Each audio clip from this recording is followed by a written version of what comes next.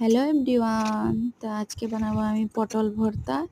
তো তার জন্য পটল কেটে নিয়ে সিদ্ধ করে নিয়েছি জল দিয়ে আর অল্প পরিমাণ নুন দিয়ে।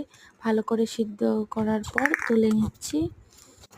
খালি কড়াইতে কালো জিরে অল্প ভেজে নিচ্ছি আর কি। তারপরে ভেজে নেওয়ার পর পটল আর কালো জিরে, দুটো কাঁচা লঙ্কা শিলনোড়ায় বেটে নিব। ভালো করে বেটে নেব। তোমরা চাই তো মিক্সিতেও বেটতে পারো, তা আমি শিলনোড়ায় বেটে নিয়েছি।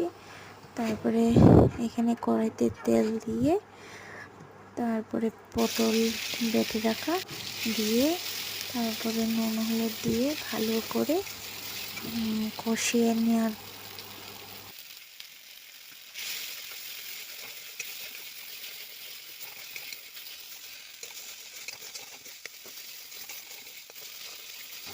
এখন প্রায় আমার পটল ভর্তা হয়ে এসেছে, নামিয়ে নিব। তো আমার পটল ভর্তা রেডি।